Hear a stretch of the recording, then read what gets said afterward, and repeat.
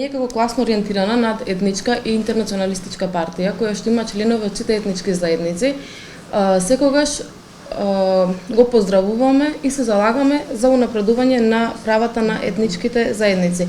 Односно, ние сметаме дека во службена употреба треба да се воведат јазиците на сите етнички заедници во Република Македонија. Тоа било случај во СРМ, кога албанскиот и турскиот јазик имале статус на службен јазик и тоа воопшто не го згрозувало употребувањето на македонскиот јазик. Потоа битно е да се напомене дека во изминатите 30 години политичките елити работеле на поделба, односно се уште работат на поделба на народот врз основа на етничка припадност. Со тоа што тие преовладувајќи со нивната националистичка реторика, успевале да го поделат народ и да владеат на некој начин со истиот. Пример за ова е Охридскиот рамковен договор, кој што реално не доведе до никакво напредување на правата, односно социјалните и економските права на етничките заедници. Напротив, тоа доведе само до поголема гетоизација на етничките заедници во нивната етничка група. Ние сметаме дека вака поставениот закон и начинот на донесување на самиот закон го зголемува јазот меѓу етничките заедници, особено меѓу албанската и македонската етничка заедница.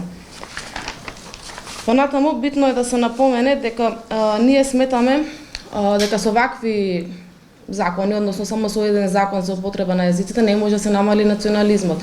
Напротив, тој може да се зголеми.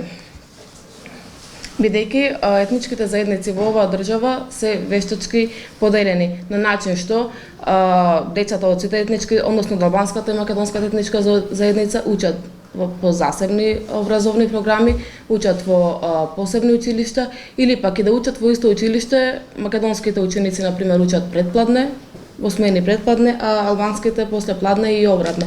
И сето тоа доведува до зголемување на национализмот, бидејќи тие деца растат гетоизирани во нивните етнички заедници, односно не познавајќи се меѓу себе. Понатаму, голем проблем во спроведувањето на овој закон, односно на стекнувањето на граѓанските права во Република Македонија е и процентуалната застапеност, односно според овој пример, кај нас права се стекнуваат врз основа на бројноста на една етничка заедница.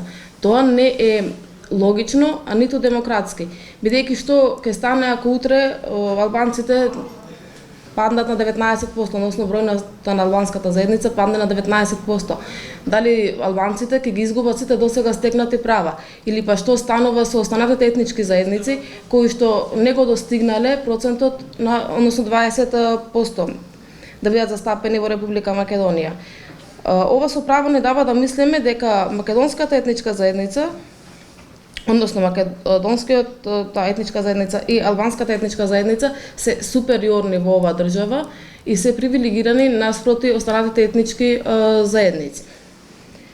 Понатаму, владеачката номенклатура начело со СДСМ и ДУИ сакат да го убедат народот дека со овој закон ќе се намали национализмот преку ноќ и дека албанците и македонците наводно ќе почнат да се сакаат. Тоа не е точно, бидејќи забележуваме дека од кога се тие на власт, се променета е реториката, односно се применува повеќе националистичка реторика и видлива е омразата која што се шири меѓу двете етнички заедници.